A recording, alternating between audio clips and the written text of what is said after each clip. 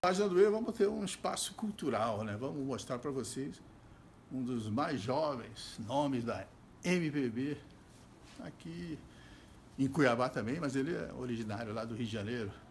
É o Mayan que está aqui, ao lado da Kiara, sua namorada, estão aqui em Cuiabá. E o Mayan traz já muito jovem, como você pode perceber, né? Já traz uma história em termos de música popular. E aí, Maia?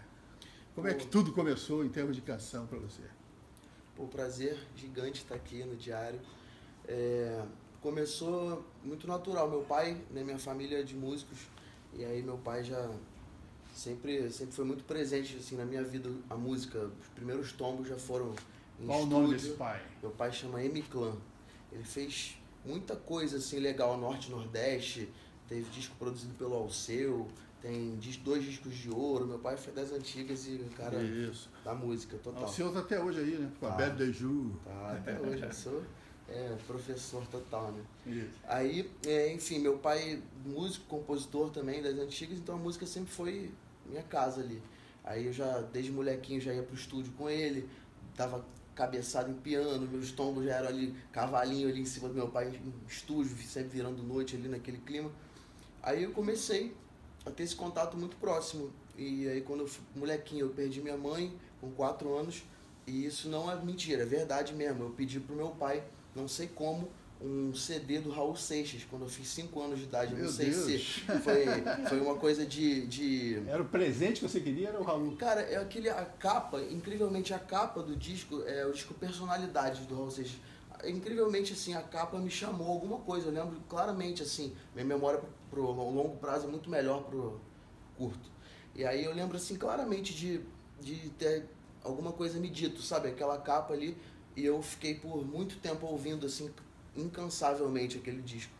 E aí isso, com certeza... Diz que música que você lembra aí do Raul? Ah, tem... Pode Eu nasci há 10 mil mil anos atrás. Aí tem Guitar, né? Que eles chamam de Guita. Tem Mosca, a Sopa. Pô, tem, enfim, os clássicos que eram justamente uma coletânea dos, acho que 20 maiores sucessos. 5 anos, apaixonado 5 anos. Já pelo... E eu realmente ficava ouvindo aquilo em loop, sabe? E pedi uma guitarra pro meu pai, molequinho ainda. Aí uma guitarra branca que eu tenho foto até hoje lá. E aí eu fiquei aqui, eu me lembro de ter me decepcionado um pouco ali, que eu fazia um som, parecia um som de violão desligado, né? Porque guitarra não tem som próprio, não é um instrumento acústico, né? E aí eu fiquei, pô, mas isso aí não sai o som que eu queria ouvir. Aí eu deixei aquilo meio de lado. E eu fiquei com a ideia fixa de ser piloto de avião, de helicóptero, e isso foi uma paixão que tomou a minha infância, assim. E quando foi com 10 anos eu retomei os instrumentos. E aí comecei a tocar ali, guitarra, de novo, meu pai me ensinou uns acordes, que aí foi acorde mesmo, eu pegava ali, fazia um sonzinho, tirava, e também bateria. E aí meu pai rolou uma separação do meu pai, ficamos nós dois em casa, e aí meu pai botou uma bateria ali pra mim, eu comecei a tocar e tal, isso foi abrindo a minha mente para outros instrumentos e outras perspectivas musicais. A ligação com seu pai então foi forte. Totalmente. Era filho único, tinha outros? Não, tem mais 3 irmãs. Mas você era o ligadão ali. Porque eu nunca saí de perto dele, assim, né, depois da morte da minha mãe, minha irmã, depois de um tempo se casou, aí minhas 2 irmãs também do segundo casamento acabaram indo com as mulheres dele, enfim, eu fiquei sempre ali coladão, meu parceiro total. E aí ele me deu incentivo, me deu outros instrumentos também, isso foi abrindo meu leque musical, sabe? E aí comecei a escrever umas letras, escrever umas coisas, isso eu tinha acho que uns 12 anos. Aí tinha banda de escola, aí comecei a tocar baixo na banda da escola. Aí era rock que tinha... nessa época era rock and roll. Entrar no rock. Era rock and roll, essa época mesmo. Quer dizer, rock and roll. A gente tocava... A gente fazia cover, tocava Capital Inicial, tocava Legião Urbana, tocava... O que mais? Tocava um monte de coisa, nacional e internacional. E aí, nessa época, um pouco tempo depois, com uns 13 ou 14... eu já tinha algumas letras, algumas coisas, e eu já dominava um pouquinho o violão e tal. E eu comecei a gravar, eu baixei um programa tinha uma música autoral. Já tinha letras minhas e tal, coisas minhas. E eu baixei um programa de gravar, de fazer gravação, Sonar na época, baixado na internet, no computadorzinho que eu tinha lá e tal. E aí começou a juntar amigo no meu quarto ali, sabe? Pô, meu pai, isso tá errado, cara. 10 cabeças aí no seu quarto, isso aí... Vamos fazer um negócio de vídeo separadinho ali pra você. Aí a gente tinha um cômodo separado que ele montou, aquela estrutura ali. Um computador, umas caixinhas de som ali e tal. Enfim, eu comecei a gravar todos os instrumentos, eu programava a bateria eletrônica, ia lá, gravava o baixo, botava o microfonezinho que eu tinha ali, gravava um take de violão, depois prendia o microfone ali na parede, apertava o rec, saía correndo, gravava a voz e fazia isso tudo ter sentido de algum jeito. E soava bem, incrivelmente, soava bem. Eu ouço hoje isso, eu falo, cara, como é que eu consegui essa porra, sabe? Ainda tem tudo isso mais eu tenho CDs, tenho coisas lá que meu pai guarda, né? Até hoje, coruja máxima. E aí eu comecei a tirar um som legal de leite de pedra, de equipamento que não tinha como. Aí meu pai viu o esforço e começou a me dar a primeira moral, assim, de investimento. Ele sempre no mercado de música e tal. Sempre. E aí, nessa hora, a opinião de pai não vale muito, né? Porque é pai, né? E ele começou a mostrar para amigos, para pessoas que poderiam, enfim, fazer algo por mim e pessoas que... fazer uma avaliação, né? E dar um feedback honesto. E aí ele começou a mostrar e, pô, foi rápido, assim. Quando ele começou a mostrar para as primeiras pessoas, o feedback já foi positivo. E aí com 16, com 15 eu fui contratado pela Trama. E com 16 eu já estava no estúdio, totalmente bancado pela Trama, dentro do estúdio, com os músicos sob meu comando e eu produzindo o disco inteiro com 16 anos, um disco de 13 faixas e tal. E aí foi, pô, incrível, porque isso foi divisor de águas para mim, né? Eu falei, não, agora vou ser profissa e tal. E foi tudo muito natural, assim. Aí, a partir daí, eu... Esse disco de 13 faixas, ele chegou a ter uma circulação? Sim, pô, chegou aí pra loja, eu cheguei a fazer show no Rio, cheguei a fazer show em São Paulo, fiz show em Minas com um disco. Eu trabalhei de... E as músicas eram todas autorais? Sim, todas autorais. Eu trabalhei de 2006 a 2009 com esse disco. Aí... 2009. Uma temática assim, amorosa? Uma temática... eram as minhas composições da época, as coisas mais honestas que um moleque podia escrever, sabe? E já tinha um... Mas falava de amor ou falava de... Não, falava... Era basicamente... Das angústias do Sempre foi basicamente de amor. Sempre foi. Pô, eu tenho várias músicas que eu curto desse disco. Eu não ouço há muito tempo. Qual? Lembra os nomes aí pra nós? Tem Vício. Vício? Isso eu tô falando aqui, a galera vai procurar na internet, eu nem queria que procurasse, eu tenho vergonha dessa época. Não, a vergonha é boa, a vergonha foi tipo, brincadeira, não tem vergonha não. Mas eles estão na internet, esse disco todo. Cara, esse disco é possível que esteja, não colocado por mim, porque é direito fonográfico deles, né? Então, da Trama lá. Sim, então acabou, eu não tenho nem conhecimento se tem na internet. Mas esse foi o primeiro. Esse foi o primeiro. Aí, em 2009, eu dei um tempo para compor outras coisas, comecei a ir pra também explorar outros estilos, comecei a ficar mais guitarrista mesmo e não abandonar, mas focar mais na guitarra pro ao vivo e acabar gastando menos tempo com outras coisas que me tiravam foco, estudei mais como guitarrista e tal. E em 2010 fui contratado pela EMI e fiquei lá. Aí cheguei a gravar um videoclipe, cheguei a começar processo de gravação, de escolha de repertório, tudo. Apostaram em você, videoclipe, tal, garoto bonitão. Na época foi o primeiro contrato 360 do Brasil em que multinacionais se propuseram a fazer isso, que foi um contrato que envolvia show, envolvia merchan, envolvia a porcentagem do fonográfico, envolvia tudo. Era um contrato que eles iriam botar tudo mesmo. Acabou que por uma fatalidade, que sabe se é fatalidade ou não, ou o universo acertando os relógios, as coisas, a gravadora foi vendida justamente em 2012, quando eu ainda estava no meio do contrato, a gente estava produzindo o conteúdo, eu acabei perdendo meu cronograma lá, e aí a gente ficou pro outro ano, e você sabe como é que é a gravadora, aí muda o presidente, aí você já, aquele cara que já era super seu parceiro ali no cronograma, já é outro, você tem que trocar ideia, enfim. Passou meu contrato e eu foquei falei, cara, se isso não nasceu dessa forma, vai ter que nascer da forma mais entregue possível minha, sabe?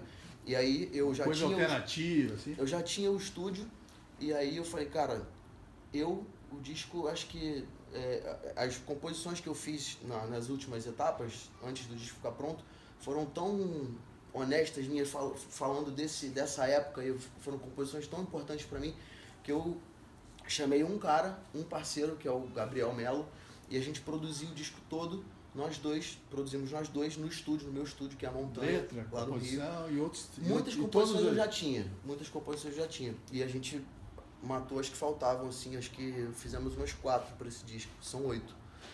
E o disco foi todo produzido lá na Montanha, lá no meu estúdio, e eu que fiz a engenharia de som, eu que botei cada instrumento ali posicionado e microfonei da forma que eu imaginava o som na minha cabeça, mixei o disco, e aí nos últimos momentos do disco, assim, a Maria Gadu, que já é minha amiga desde essa época, 2010, 2011, eu já tinha mostrado... Ouviu uma canção, né? Sim, eu tinha mostrado uma música voz e violão pra ela. Qual é?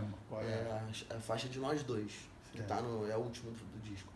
E aí eu tinha mostrado pra ela lá em 2011, ela tinha se apaixonado pela faixa, e aí falou, pô, cara, que canção, que onda, quando você for gravar no disco, tamo junto, vamos gravar. E aí no finalzinho, 48, ela arrumou um espacinho lá na agenda, a gente conseguiu fazer.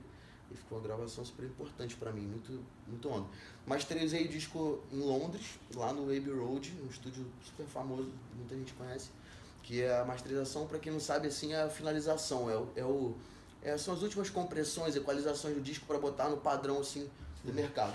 E aí a única coisa que o meu estúdio não faz, que é a finalização da master, fiz lá em Londres para manter aquele padrão que eu tinha na minha cabeça. Produção sua mesmo? Sim, tudo isso produção da Montanha. Tudo isso produção minha. Montanha, que é a sua empresa? É o meu selo e a minha editora e meu estúdio lá no Rio. Ah, tá. Você já lança disco pela Montanha, além dos seus? Sim, além do meu disco, além do meu trabalho, hoje tem 5 artistas que fazem parte do casting nosso, que são... Sede lá no Rio? Isso. Todos artistas iniciantes, novatos, ou já tem algum tradicional aí? Ou tem artista que já está há muito tempo como a Playmobil, uma banda que estava no Superstar agora, que eles estão super bem agora no mercado, eles já estão há 10 anos na luta e agora estão dando uma alavancada. Aí tem um grupo agora chamado Cultura, que é um grupo de rap que está começando agora. Esses são super novos, que é com o Breno Leone, o ator da Globo, a galera que é super do movimento, super do corre, que a gente está botando para frente agora. Então tem desde isso, grupos que estão se formando agora, até bandas que já estão há um tempo. E esse disco já foi lançado? Já está? Alguns sim. O meu disco foi, já tem singles de um artista chamado Bruno Nadav, lá do Rio, que é de R&B, assim, que já foi lançado também. Aí tem o Cláudio Costa, que é um artista nosso lá do selo, que tá com música na Malhação, que é o disco que já foi pra rua também. Esse do grupo Cultura ainda não foi, tá indo.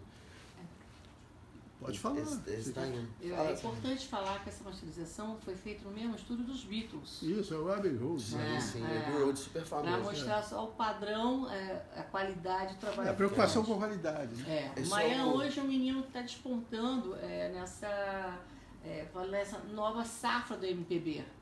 Né? Quando a gente fala, está despontando, significa o quê? Você está abrindo... Você tem espaço para show, você tem uma agenda, já começa a te exigir? Como é que Eu acho que despontar é um mix de coisas, assim. Eu acho que quando você põe o trabalho na rua e você vê pessoas onde você nem imaginou que você tivesse chegando até você, e como, por exemplo, eu já fiz 2, 3 entrevistas para Portugal, que a nossa assessoria mandou para lá, e o feedback... Sua música já apareceu já tá rolando lá, e assim... Ele tem inclusive um clipe que ele gravou com vários artistas, vários nomes nacionais, cantando a música dele. Tem o primeiro single que eu lancei do disco, chama Sua Guarda, foi a primeira música que eu lancei. E aí tem um amigo meu que deu a ideia, falou, cara, por que a gente não faz um videoclipe dessa música? Com a galera toda que já está cantando. Sim, os amigos, as pessoas que já conhecem. Quem seriam esses amigos cantando com você? E aí tem Dani Suzuki, tem Dado Labella, tem o Michael Sullivan cantando lá comigo. Enfim, tem Pedro Cassiano, tem vários atores. Você trouxe músicos... o Sullivan de volta pro rock? Como de uma ele tá lá no gospel, né? Ele tá focadão, né, nessa área agora e tá, tirando onda, tá? Ele tá só produzindo um disco lindo, né, na área gospel. Você tem feito apresentações também aí? Eu fiz o show de lançamento do disco agora no começo do ano e eu fiz alguns shows ali pelo interior do Rio, que já está começando o trabalho. Sim, na Cult Collective, tem umas casas. O Rio tem um grande déficit de casa de show para artistas de porte médio, assim. Só os grandes espetáculos. Ou grandes casas, ou casas muito caô, com equipamento esquisito e sem o feedback que você precisa de... Sem estrutura, né? Sim. E aí acaba que isso dificulta o trabalho de show no Rio. Mas eu tenho conseguido fazer algumas coisas bem legais por lá. Aí a nossa página, o nosso blog e o nosso Diário de Cuiabá encontra você aqui em Cuiabá. Você não veio aqui pela música, veio, parece que puxado pelo amor. Como é que é isso? Pelo amor também, totalmente pelo amor, fui arrebatado por essa paixão família. pelo Pantanal, que ele tem uma paixão antiga pelo Pantanal, veio aqui conhecer. Então aqui está também. sua namorada Aqui, atual. ó. Tá. Kiara, a Jaguatiriquinha. minha jaguatiriquinha aqui, ó, do Cerrado. Aí a gente veio pra cá pra passar uns dias aqui, eu tô trabalhando pra caramba lá no Rio, enfim, a gente veio dar um relax.